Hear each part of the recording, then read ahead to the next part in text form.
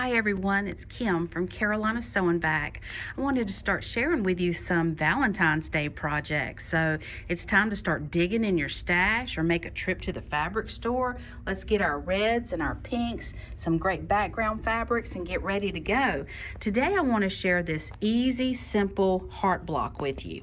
I'm going to tell you how to cut those blocks and show you how to stitch those up really fast and easy as well. You can add as many hearts as you would like to give you a nice long wall hanging or a table runner, or you can flip them either way you want to go and make table runners.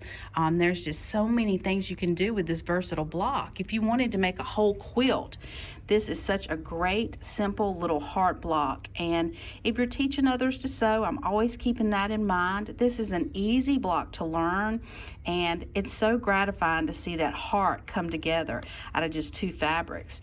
And all you're going to actually need are, you'll need your fabrics that you want to use, and you can just use a background and then your heart fabric, so you just have two, or you can choose a lot of different backgrounds or heart fabrics. It's totally up to you. To complete one heart block, this is kind of how we start here. So my hot pink dot that you see there, you'll need two pieces, and those measure 8.5 by 4.5. So two of those at 8.5 by 4.5. And then from my background pieces, I need to have 4 1.5 by 1.5 inch squares. So that's 4 1.5 by 1.5 inch squares going at the top of my block. Then you see the big blocks at the bottom corner. Those are measuring 4.5 by 4.5. So two 4.5 inch squares per heart block. So you can see how simple this is. Now, when we get ready to stitch our block, we're going to use an easy method where we're just going to draw lines from corner to corner. And you can see that I've already done that on these blocks here. We're just going to go from corner to corner. You can take and throw all your blocks on the corner, right side down, and get a regular number 2 pencil and a ruler and start drawing lines from corner to corner. As we begin to stitch our block together, we're sure going to make careful that we pin them and we're stitching them in the right direction in order to form our heart. Just to give a little go ahead on this, listen, what you're going to do is do your regular stitching right on our line. For instance, if we're sewing this little top corner here, we're going to stitch right on top of the line. When we're done, we're going to trim away this portion, so 1/4 inch on the other side of that drawn line, which will be our stitched line, and then we're going to flip the right side out. So you're going to see this. And that's what we're going to do on all our blocks. And it's so easy to do that. Now, I'm going to sew these blocks today, and I've got my stack ready to go here. I'll meet you at the sewing machine. And remember, all you're going to need are your print fabric. You're going to need two 4.5 by 8.5, 4 1.5 inch square for your corners, and two 4.5 inch squares for your bottom corners to form the heart, so that when they're stitched you have these beautiful, beautiful hearts. So we'll meet at the sewing machine and get these stitched, and you can see my stack right here. I'll meet you at the machine. Well, now we're at our machine and we're ready to stitch. And so if you've gone ahead and drawn your lines from corner to corner, then you'll know that at this point all we're going to do is position these right underneath your foot of your machine and go ahead and give me just a straight stitch right on that stitching line. Now I've got a whole pile to do so that I'll have 5 blocks done, so I'm going to do those for you in the video, but I'm going to be sewing today on my Baby Lock Altair, and because I can put my laser on. And so if you have a laser on your machine, now would be a great time to use that. So I have my needle set for center needle position, and I have my laser turned on, and you'll see the beam come up. And now all we have to do is position these blocks right under the foot, and we're ready to stitch. And you can see how that laser works. So we're just ready to go.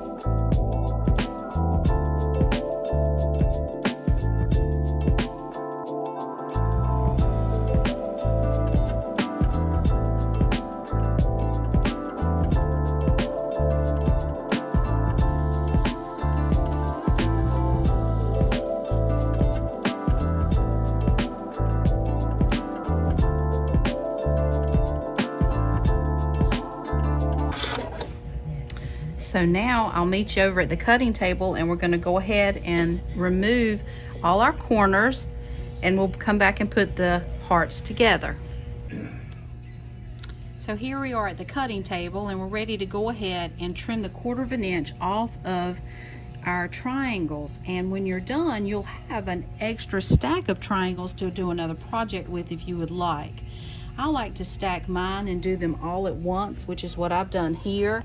I feel comfortable stacking these 5. I think it's about 5 hearts. It could be about 6 on top of each other, and then just slicing. If you're going to do this method, you need to make sure that you carefully line up all of your seams very nicely. And if you cut accurately, that should automatically happen. You also want to make sure that you've got a nice sharp blade in your rotary cutter, and you want to have a really good grip on your ruler when you begin to cut. So let's go ahead and do a corner here, and all we're going to do is take our ruler and line it up 1/4 of an inch on a 1/4 of an inch over the edge of our stitch. And when you do this, rather than one slicing motion, which is what we usually do, you almost have a rocking motion back and forth.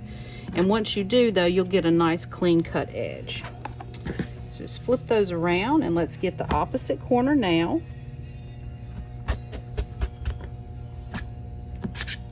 Our other corner. And then this is our nice large corner. And I like this because you actually get a really nice pile of triangles when you're done with this one. So there we go. If you feel that it missed a thread or didn't cut completely through, just lay your blade in and roll it right through again. And there's our triangle stacks. Now go ahead and go to your iron at this point, and you're going to want to roll that back and give it a nice press. And once you do, you're going to see that you have half hearts on your stacks here. So let me go ahead. I'm going to press mine and meet you back at the sewing machine. So our trimming is completely done at this point, and you can see our block is coming to life. This is just going to be pieced together just like that. We want to make sure that we are lining up each of these seams perfectly to each other before we begin sewing. And so I want you to take your stack and go ahead and match your hearts up and match your seams up. So real carefully, I pressed all my seams to one side. I pressed everything to the out. And I'm just going to line it up here and dive that pin down in that seam and go ahead and get it in there pinned nicely. You want to do that in the top of your heart and also in the base of your heart here. And once you get your entire stack done, we're going to go ahead and run a 1/4 inch seam all the way down those to join them together. So let's get that done.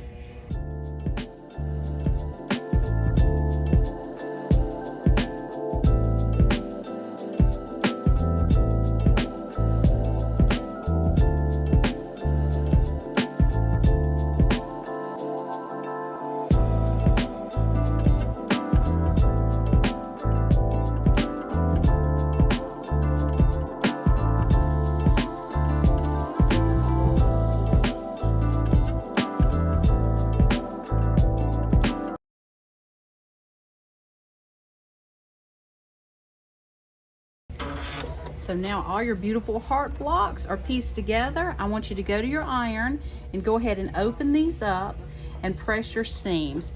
And what I like to do on these is I like to press my seams open. So with it laid on your ironing board, we're just going to come inside here and separate these seams and go ahead and give me a nice crisp press open.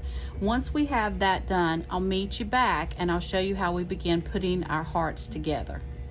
So over at the cutting table and my ironing station, I've pressed all my seams and I have trimmed my blocks up. I squared everything up. The nice thing that you'll notice about this block when you begin putting it together is you don't have a lot of points. Your points come into play just by your regular piecing and stitching. You can see you'll get a nice point at the bottom here. So as you stitch, you want to just be careful to make sure that you're coming that 1/4 of an inch below the heart, and we're giving a straight stitch right across that point, and then you'll get nice points on all your heart blocks just like you're wanting to have. Now because we have a bias seam here, here, here, here, here, and here. In this particular block, we've got 6 bias edges. So I just want you to know that even if you've cut very carefully and you've been very careful to piece, it's always a good idea to do some starching on your fabrics, and that will help them to remain keeping their original shape. But also, even by the time you've stitched, you'll realize sometimes your blocks get kind of wonky. So if that's happened to you, don't worry about it. What you'll want to do, here's a perfect example of one. I squared up, but you can see that the block behind is a little bit larger than the block in the front here. And so a trick that I have to get around that is when I'm piecing these together, I make sure that the one that has extra fabric in it, fabric that I need to ease into my seam, I place that against my feed teeth. And by allowing your machine to do what it naturally does, it will ease this seam in. I also give a slight tug. See what happens when you just tug on it ever so gently? It'll lay those fabrics together nice and even, just like you want them to be. So I'm going to go ahead with my 1/4 of an inch seam and start stitching these together now.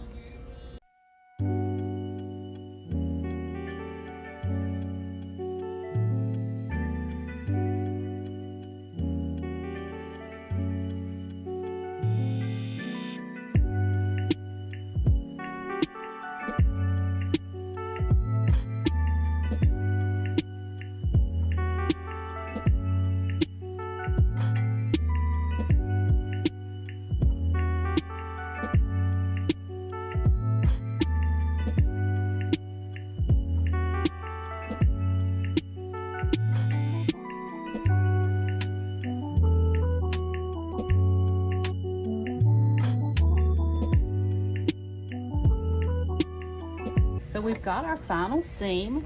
Our hearts are now in a perfect row. I've got those stitched up nicely, and you'll want to go ahead and press these seams open now at your ironing board, and then we're going to go ahead and prepare our edges for our border. You can choose to put any size border you like on this or no border at all. I feel like this size heart really is framed in nicely with a 2.5 inch border strip. So I want to get a 2.5 inch border strip on there, and then we'll sandwich up and allow time to get our binding on. So you can see all my hearts at this point. You want to check your points and make sure that you've got a nice point right there. And that's why I love this block, because it always turns out so nice. You get these great points every single time. So we've got our final seam. Our hearts are now in a perfect row. I've got those stitched up nicely, and you'll want to go ahead and press these seams open now at your ironing board, and then we're going to go ahead and prepare our edges for our border. You can choose to put any size border you like on this or no border at all.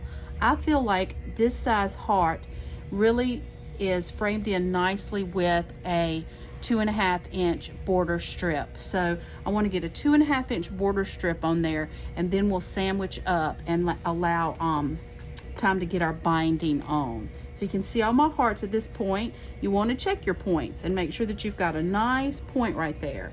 And that's why I love this block, because it always turns out so nice. You get these great points every single time. Well, welcome back. Now, as I said, we've got our heart blocks together at this point, stacked on top of each other. And this is up to you. You know, how many do you want to do? You could actually do like 30 blocks and complete a whole quilt if you wanted to. I'm doing the 2.5 inch border on this one, but at home, it works out so much better for me. I have a narrow little spot just above my trash can, and I like to put this, just a tiny little wall hanging. So I have a 1 inch border that I'm going to put on my block today. So a 1 inch border is going to run all the way down both sides and across the top as well. So I've carefully pinned that, and I'm going to go ahead and stitch that at a 1/4 of an inch.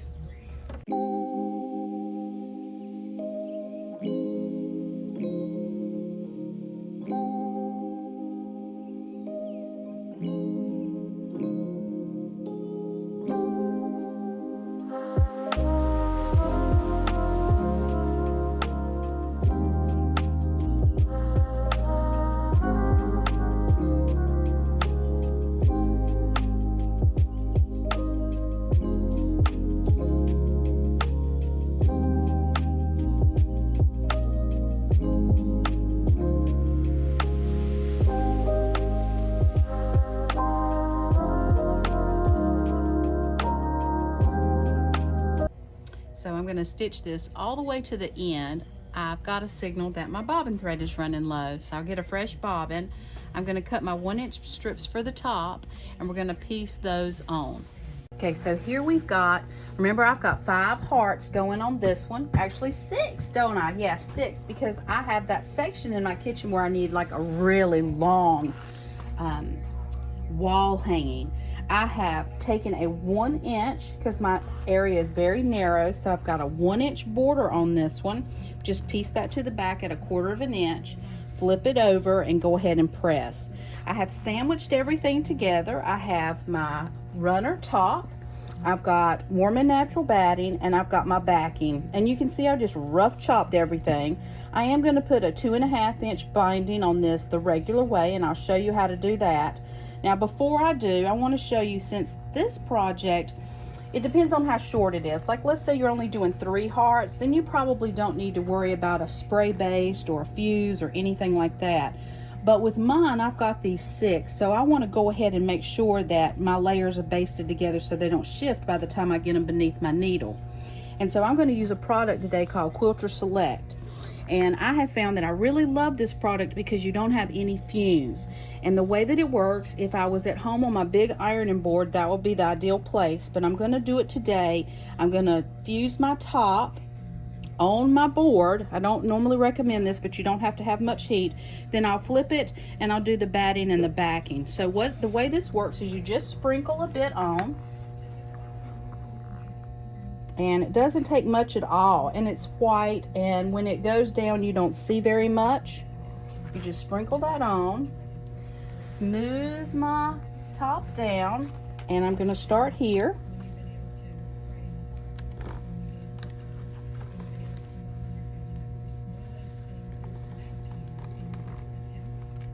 And it doesn't take long at all.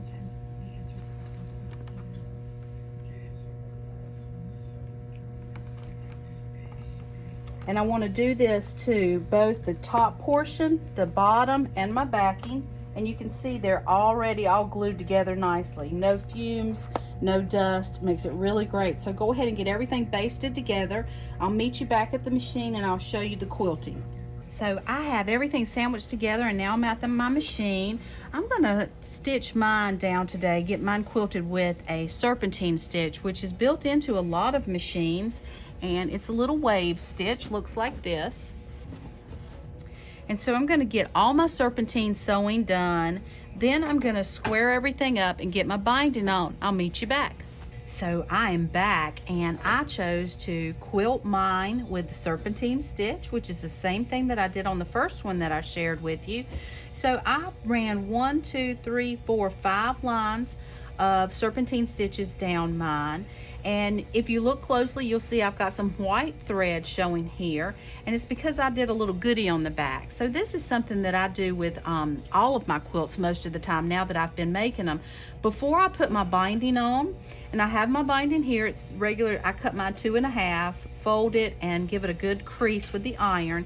On the back, I take 5x5 squares, and I fold those in half, and I make these great pockets. And once I do that, I lay those on the back and I straight stitch those on at my top corners. And the reason that I do that is you can put a rod through here if you would like. But at home, what I normally do is I take a thumbtack and I stick a flat thumbtack right up into the top corners, and then from the front you can push it nice and snug right into the wall. And that's how I hang a lot of my wall hangings in my quilts.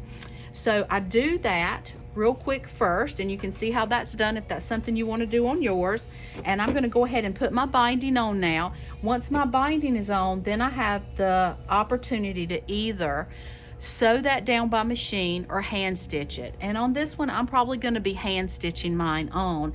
I enjoy that final step once the project is finished. So I'll flip mine around to the back and I'll get mine hand stitched. Once you've done that, your project is totally finished. So we're almost done. I'll complete the video with putting the binding on. One thing that I wanted to tell you though is I was thinking this would have been a great project if I had something maybe ready for March and maybe some shamrocks that were ready to go, then I could have easily done my Valentine's Day theme on the front and had it flip around without my pockets on, and done a shamrock St. Patrick's Day theme on the back. And that way, you know, you can just flip it around when it's time. So maybe in another video you'll see me do something like that. So let's go ahead and get the binding on this one. Normally when I put my binding on, I start over in the middle on the side. That's just what I do. So when I sew mine, I leave about 4 or 5 inches hanging. And so I'm going to go ahead and get this on.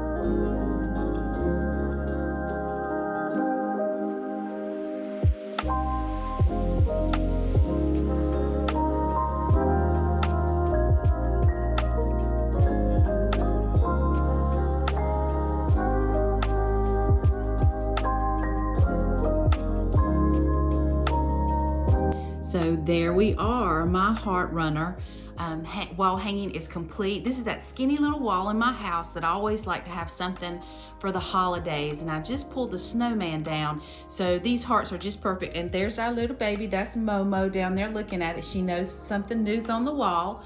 And so I hope that you've enjoyed this video, and I hope you'll give this a try and bring this festive heart block into your home, whether it's in a wall hanging or a table runner, a bed runner, or even a quilt for the bed.